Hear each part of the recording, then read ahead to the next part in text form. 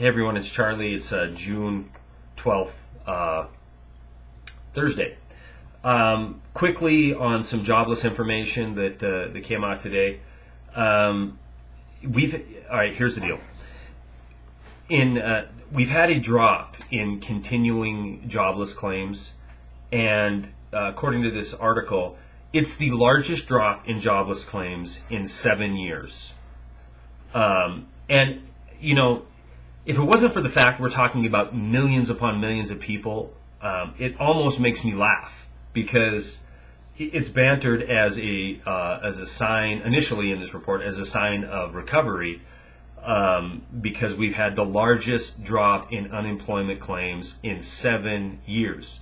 Now, what kind of moron could possibly believe that we are in the best economic times, or best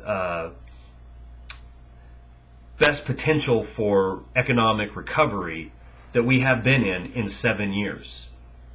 It's ludicrous.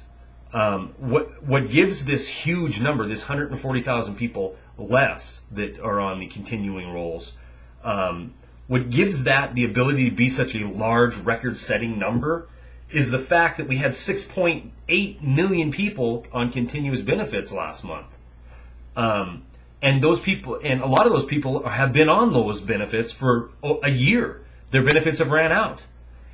So now they're going to enter a different category. They're going to be in their extended benefit category, or they're just off. They don't have a job, they have no income, and they're off the unemployment rolls. They'll go on to some other sort of assistance. And I've said in videos in the past that when the government runs out of money, keep in mind the federal government is 40% down on tax revenue. But keep in mind, when the government runs out of money and benefits run out for these millions and millions of people that can't find a job, compounded with 500,000 plus a month being added to that number, that is when truly trying times are coming.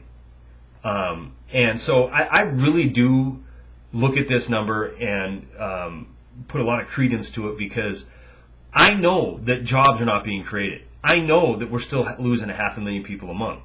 When I start seeing that continuing benefits claim number fall, it is not a good thing, in my opinion. It's a bad thing, because unless we're creating 300,000-400,000 jobs a month, those people don't have a job and they have no income. So any rate, I'm not going to give it too much weight at this point, because they did this same tactic 2 weeks ago, said the string was broken of continually rising unemployment claims, and then they revised it a week later and were wrong. So we'll see what happens in another week or two. It's just a statistic that I'd like to track, because like I said, when we start seeing true 18-20% unemployment and then benefit numbers dropping, desperation numbers are going to start to go through the roof. So, and you know, one way that these numbers are easily manipulated is because of how far we've fallen and how fast we've fallen.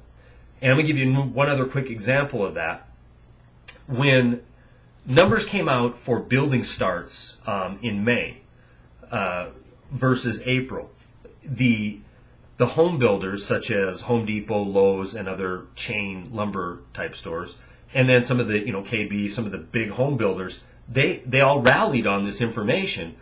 And the ironic thing is, if you're in the building industry at all, you know that in the northern tier or in Canada, if April, maybe May, definitely June, July, this is our building season. This is when, even in the greatest depression, there's going to be things built, or at least building materials bought and sold.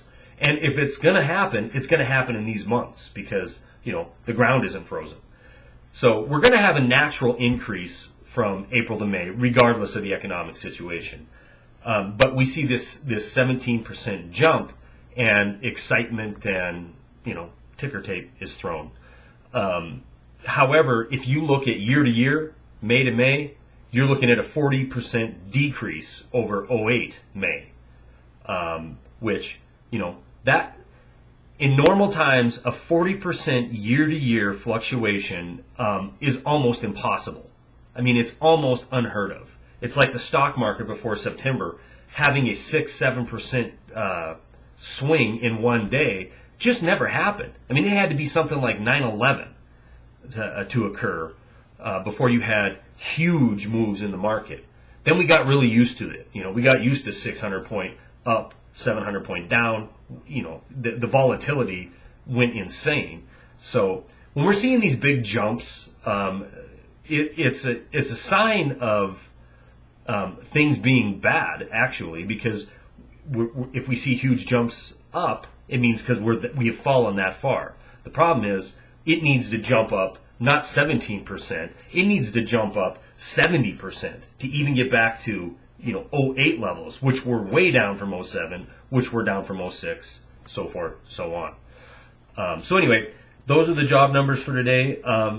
Marshall Arm put out a video today, and in it he mentioned this channel and me, and said that he likes to watch my videos because I really don't get deep into the like the New World Order or the Alex Jones type